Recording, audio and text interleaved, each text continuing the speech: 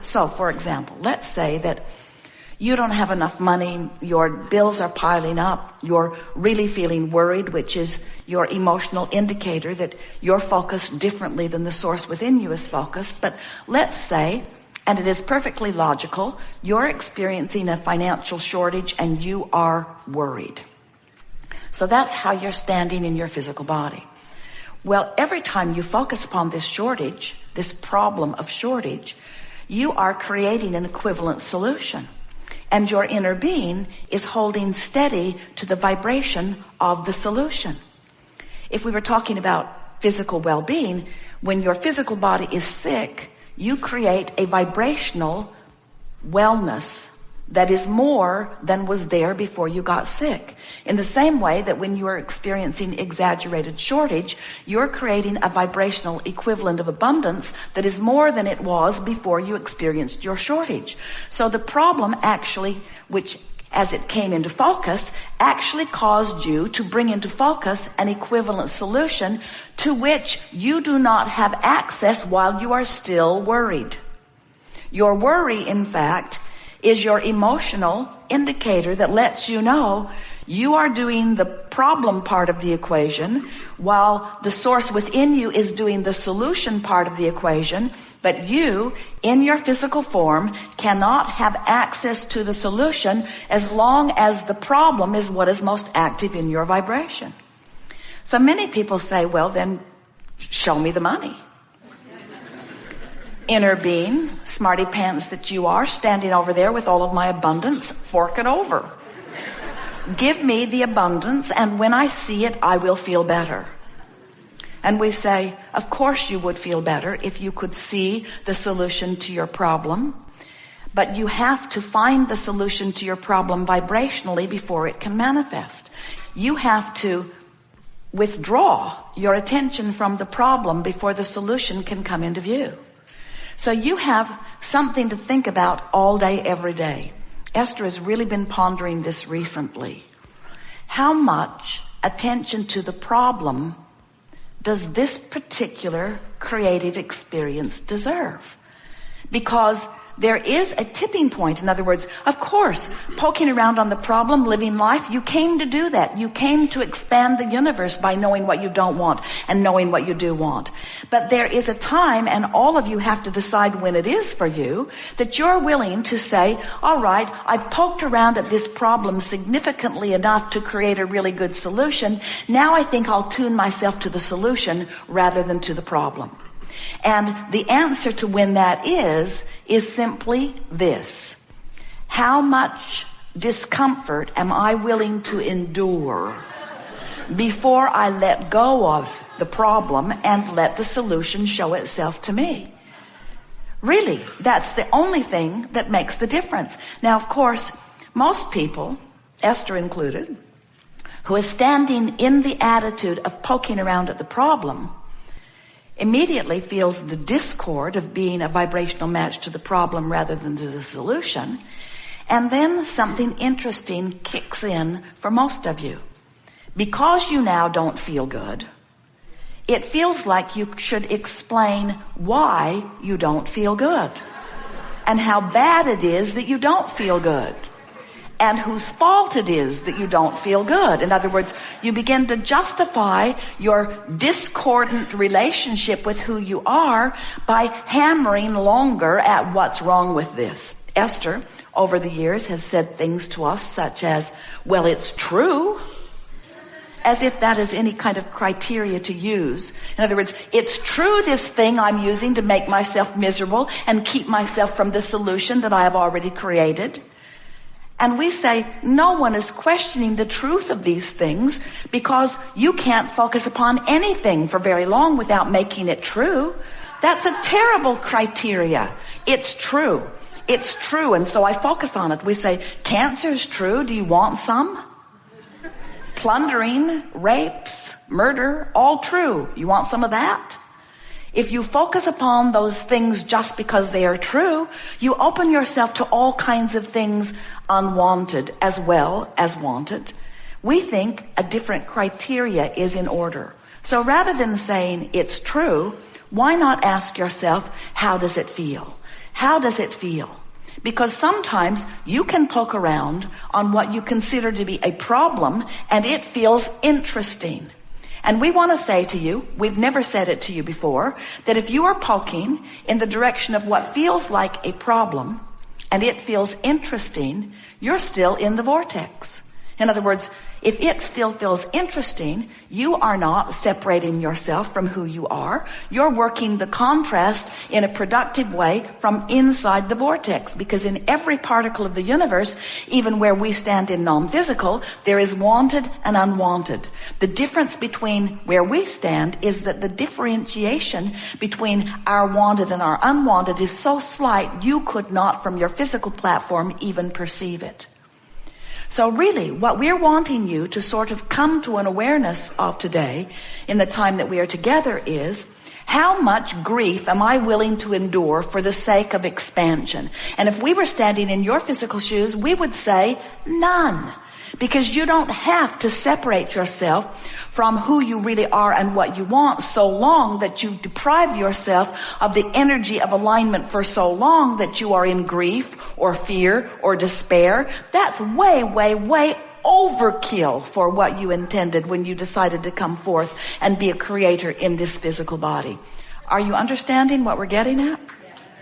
Some of you have been listening to us for a while, and we want to say to you that we think that you have done enough poking around in the contrast of your life experience to keep yourself happily busy in the manifestation for 20 or 30 lifetimes. We really do not think that you really owe anything to anybody and that you need to torture yourself into expansion. But we also want to say to you that we are not ready to state, nor will we ever be ready to state, that negative emotion is a bad thing, because it isn't. Negative emotion is your guidance system that lets you know that you are in this moment deviating from what? Deviating from the source? Yeah. Deviating from what you want? Yeah. Deviating from the solution while you cling to the problem? Yes. Deviating from the answer while you ramp up the question more? Yes. But the true deviation that we want you to be aware of is deviating from the expanded version of you.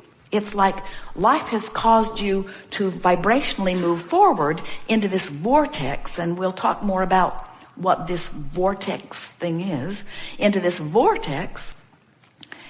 But you, for reasons of your own, and usually only intimately known by you, for reasons of your own, you are choosing to hold yourself back from the expanded version of you.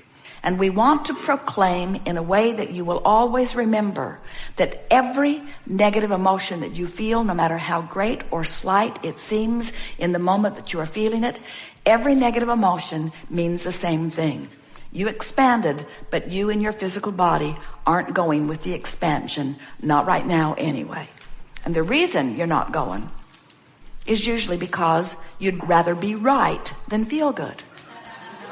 Because you've been sifting through all of the details of life, you've come to the conclusions of what you think's appropriate, and so you're standing in defiance of who you are as you proclaim the rightness of your malice against this unwanted stuff. And we want to say, and we think this is a good time to say it, you live in a universe that is attraction-based, which means there is no such thing as exclusion, which means when you shout no at it, it thinks you're saying yes. When you shout no, go away from me, unwanted person, unwanted experience, unwanted thought, unwanted whatever it is, get away from me. What you're actually vibrationally saying is, come to me by the attention that I'm giving to you. Because there is no word that proclaims come and go. There's only attention which always proclaims come. So if you say, I don't want that, You have to know that there is something that you do want that's formulating. And this art of allowing gathering that we are participating in together today is about coming to that discernment early on and turning your attention to what is wanted rather than pushing against what is not wanted. So we're going to talk to you briefly here about who you are, the origin of that which you see in your physical body. Your origin is vibration. You came into this time-space reality from non-physical. Now that's easy for you to figure out because you've been thinking about dead or alive. You've been thinking about heaven. You've been thinking about non-physical. And we want you to understand that you are always consciousness, which means you are an eternal being. And that non-physical consciousness existed long before the consciousness of you in this personality that you know as you. But here's the thing that most humans don't remember. Even after a part of the consciousness that was you before your birth into this body, even before that consciousness took form and shape in this physical body, that non-physical energy understood why you were coming forth, who you were, who you are. That non-physical energy understood that there is no separation, no way of separating the non-physical from the physical. So the non-physical vantage point that you held before you decided to come into this body understood that in your body you would be an extension of this source energy. An extension, not an either or, an extension. You understood that a part of your consciousness would be present in the personality that you know as you, but the larger part of that consciousness would remain non-physically focused. You knew that non-physically you would project part of that awareness forward, just like here you are in this room today, but it surely does not represent all that you are. You're here attending the seminar, but you are so much more in this physical personality. And so as you are here in this physical body, you are so much more also. Now that you are here in this physical body, you have, if you will consciously think about it, a relationship that is perceivable between the physical aspect of you and the non-physical aspect of you. And the reason you can perceive these two vibrational attitudes is because you have emotions that indicate your relationship between you and you. Now, we talk about you and you because we want you to understand who you really are. But our ultimate desire is that you will come, even as a result of the time that we spend together here today, to understand that you and you are you, and that there is no reason to separate the non-physical you from the physical you. In fact, the non-physical you never separates you from you. So here you are in this physical body, and let's say you're banging around in some contrast. And as you are living that contrast, you wisely deduct or conclude that there is an unwanted aspect to what you are perceiving. And in the moment that you focus your attention upon what is not wanted, you also simultaneously offer a vibrational rocket that is focused upon what you do want. In other words, you cannot for a moment poke around at a problem, bringing the problem into greater and greater focus. You know how it is. The more you talk about it, the more information you get about it, the bigger it gets, the easier it is to see, the more others join you. In other words, you poke around at a problem, it is going to expand. Law of attraction says that it must. But the good news is, at the same time this problem is expanding, an equivalent solution is expanding too. But you can't set your radio dial frequency to the problem and the solution at the same time. So while your dial's set on the problem, you are expanding the universe, because the more you know what you don't want, the more what you do want is formed. That's why wellness expands because of attention to illness. That's why economy expands because of attention to shortage. In other words, You just can't be part of the problem without being part of the solution at the same time. The evolution of all species is about this other side of the wave. The wave, did you hear us?